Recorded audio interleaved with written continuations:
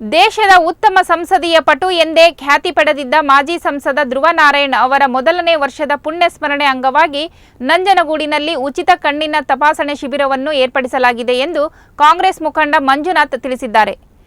ನಂಜನಗೂಡು ತಾಲೂಕು ಪತ್ರಕರ್ತರ ಭವನದಲ್ಲಿ ಸುದ್ದಿಗೋಷ್ಠಿಯನ್ನು ಉದ್ದೇಶಿಸಿ ಮಾತನಾಡಿದ ಅವರು, ಶಿಬಿರದಲ್ಲಿ ಕಣ್ಣಿಗೆ ಸಂಬಂಧಪಟ್ಟ ಎಲ್ಲಾ ಕಾಯಿಲೆಗಳನ್ನು ಪರೀಕ್ಷಿಸಿ ಅಗತ್ಯವಿದ್ದಲ್ಲಿ ರೋಗಿಗಳಿಗೆ ಉಚಿತ ಶಸ್ತ್ರಚಿಕಿತ್ಸೆಯನ್ನು ಮಾಡಿಸಲಾಗುವುದು. ಸಾರ್ವಜನಿಕರು ಇದರ ಸದುಪಯೋಗ ಪಡೆದುಕೊಳ್ಳಬೇಕು ಎಂದು ತಿಳಿಸಿದ್ದಾರೆ.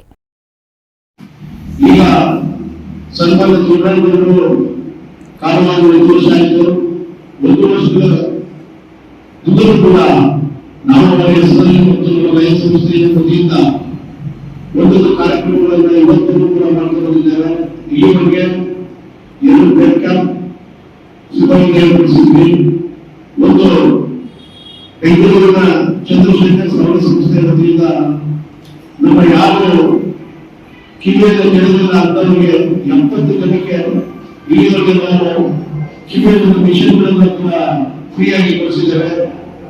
ಈಗ ನಾಳೆ 20ನೇ ತಾರೀಕು ಕೂಡ 220 ಜನಕ್ಕೆ ಅದನ್ನ ನಮ್ಮ ಯಾರು ಮನೋರಂಜನೆ ಕಿಟ್ಟಿರ್ತಾರೆ ಅಂತವ್ರು ನಾಳೆ ನಮ್ಮ ಲೇಖನ ಕಂಪ್ಯೂಟರ್ ಸೌಲಭ್ಯಗಳನ್ನು ಕೊಡಿಸ್ತಾ ಇದ್ದೇವೆ. ಆದ್ದರಿಂದ 11ನೇ ತಾರೀಕು ಮಾದೇಶ್ವರ ಸಭಾಂಗಣದಲ್ಲಿ ಅರವಿಂದ ಆಸ್ಪತ್ರೆ 90 ಮಾಡಿದ ಸುತ್ತಮುತ್ತ ಆಸ್ಪತ್ರೆ ಬಂದಿದೆ.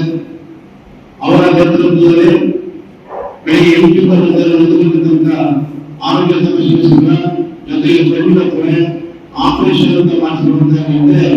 ಅವರಿಗೆ 97 ಗಂಟೆಗೆ ಉಚಿತವಾಗಿ ಬಸ್ಸು ಊಟ ವ್ಯವಸ್ಥೆ ಅಲ್ಲಿ ಎಲ್ಲ ತರಹದ ಸೌಲಭ್ಯವನ್ನು ಕೊಟ್ಟು ತಿರ್ಗಾ ಕೂಡ ನಮ್ಮ ಶಿಕ್ಷಣದಲ್ಲಿ ವ್ಯವಸ್ಥೆಯನ್ನ ಅರವಿಂದ ಆಸ್ಪತ್ರೆಯನ್ನು ನ್ಯಾಯಸಂಗತಿಯಿಂದ ದಯಮಾಡಿ ಅವತ್ತಿನ ಕಾರ್ಯಕ್ರಮ ತಾವು ನಮ್ಮ ಜೊತೆ ಸಾಕಷ್ಟು